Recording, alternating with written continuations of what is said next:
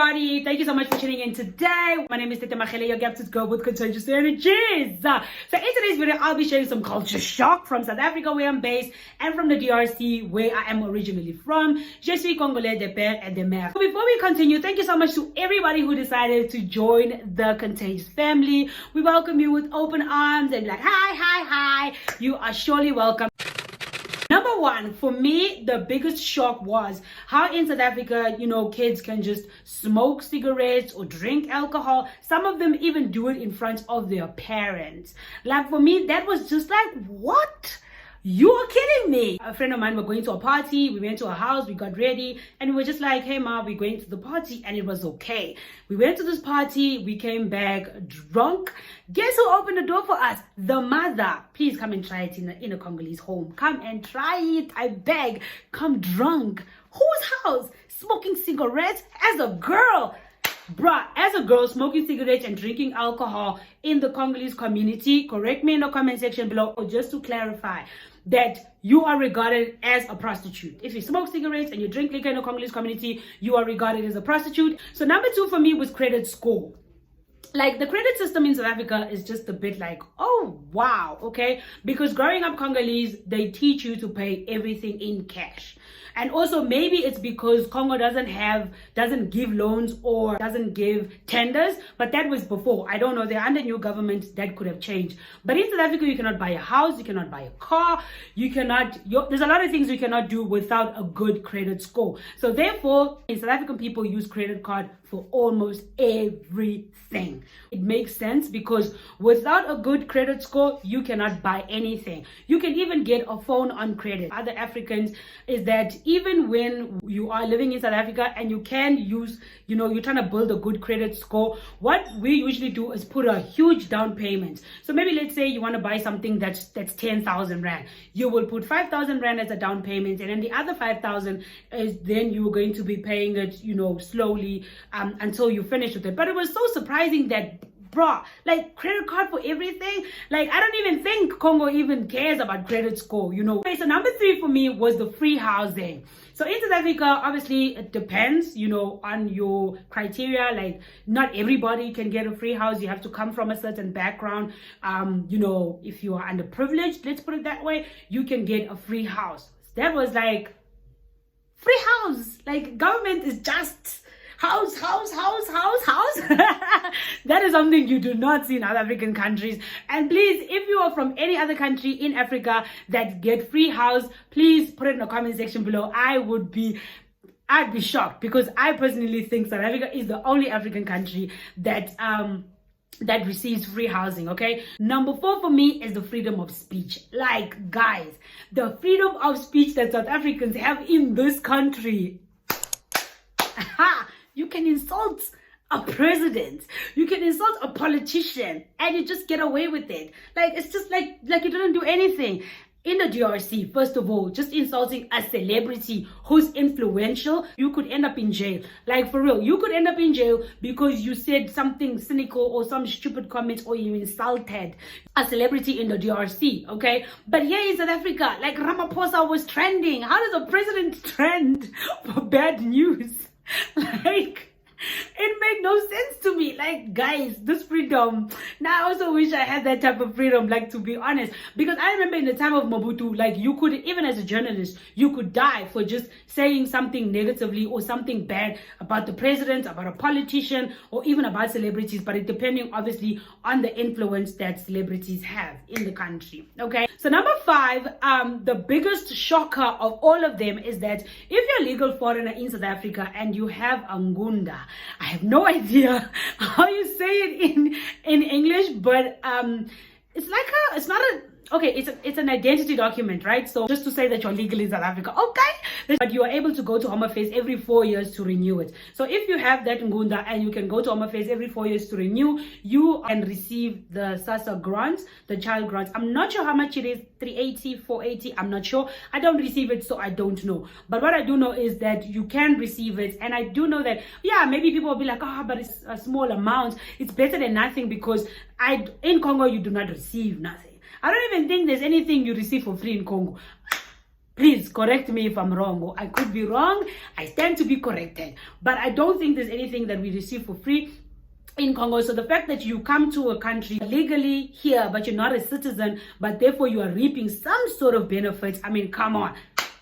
Well done, South Africa, for taking care of your African, brothers and sisters. So number 6 for me is the abortion and sangoma.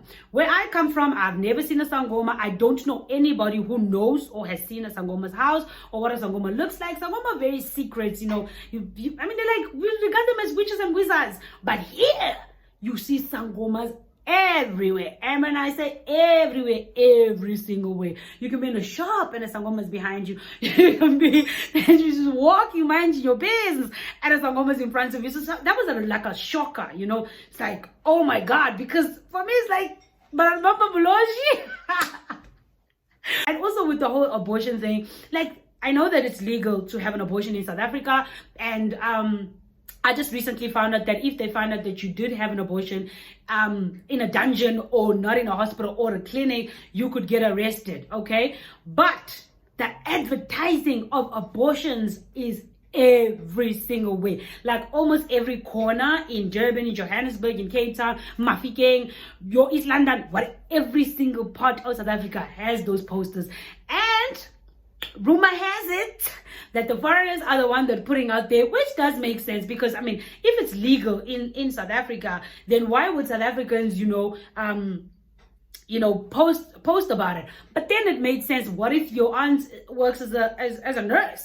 What if there's a family member that you could meet up with, at the hospital? Therefore, if you go behind the door, nobody's gonna know. So as much as we say, yeah, it's the foreigners that put them, I think maybe they started it, but the rest of us joined them. Okay, why am I saying the rest of us? Okay, sorry, I'm Congolese. By the way. All right, and another thing I've noticed, and let me just put it out there, it's not all South Africans, or it's not even all South African areas. So I'm just going to speak solely for Durban, because I've lived there a long time. So I'm going to speak for Durban. So in Durban, when somebody attacks you, like if I'm getting robbed, I could scream until I have no voice. Thief, nobody will help you. Some people will even just walk past you, because apparently in South Africa, apparently in Durban, let me just correct myself there. Apparently in Durban, the reason why people don't help, whether you're getting robbed or you're getting beaten up, is because it's a trap, so they've made it like a trap. When you go thinking, hey, you're gonna help somebody, only to find out that you were the trap, and then you get robbed, and then you get beaten up, and they steal whatever you have on you. So it makes sense. But come on, guys, there are some incidents where you can just see that this is definitely not a trap, okay? But in the DRC, I know that if somebody, like if you're getting robbed and you just scream wingy, or you scream thief, like everybody's gonna stop whatever it is that they're doing, okay? They're gonna drop whatever it is that they're doing, and they're gonna run to you, and they're gonna help you, and they're gonna make sure that this person gets the punishment that they deserve. I remember when I got robbed in Durban, and so it just so happened that when the guys were running,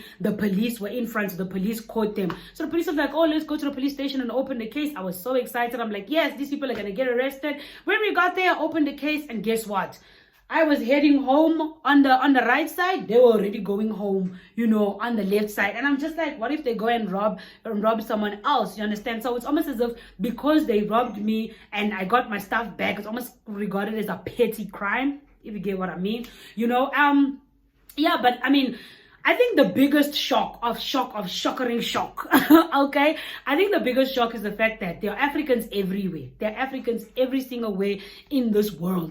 There are South Africans in Congo who work in mines, who have businesses. There are South Africans in Nigeria, in all these different countries, there are Africans there. But the biggest surprise is that in South Africa, they kind of make you feel like you don't belong here. And I myself have witnessed, I have not only witnessed, I have been, I have experienced xenophobia as well, and it's something that's a shocker, because I do understand with the whole, foreigners are taking our jobs, and they're taking our women, and they're taking this and they're taking that. I get that. But what jobs are we talking about? Are we talking about, maids, like house help? Are we talking about security guard? Are we talking about waiters and waitresses? Are we talking about car guards? Because for me, I'm just like, first of all, the unfairness of how you even try to identify who is illegal and who's not legal.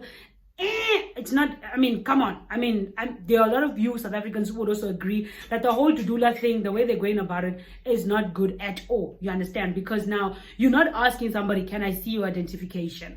Or you're not asking, okay, how long have you been here or whatever. You just assume. Okay, so as much as South Africans don't like to agree that they're privileged, because I mean, to be honest, South Africa is one of the African countries which are privileged. I mean, you get free housing, you got clean water running out of your taps. There's a lot of things that you guys receive that I feel like sometimes most South Africans do take for granted. And before you come after me saying, oh no, there's a lot of people that died. There are a lot of people that died, for us to get where we are. There are a whole lot of people that died in all these other African countries, honey, but you don't see them, receiving or living the life that South Africans live. So for me, I feel as if, some sort of appreciation, some sort of, will go a long way. But also another thing that I love about South Africans is they do not travel. No matter how effed up this country is, it is very rare to hear that a group of South Africans decided to leave their country and go somewhere else. Never, ever, ever, ever. But anyway, please, let's have a conversation in the comment section below. Do you agree with me? Do you disagree? I mean, I'm ready to fight. I'm joking. I cannot fight. I am the weakest. I'm the weakest link. Like, for real, though. Anyway, if you are new to this channel, please do consider subscribing below, turning on the notification bell so that you are notified every time we post a video. I'm Tete Machele, your gap to go with contagious energies, and I'll see you in my next video. Oh, honey, if you enjoyed this video, you definitely want to click on the next one and enjoy some more contagious energies.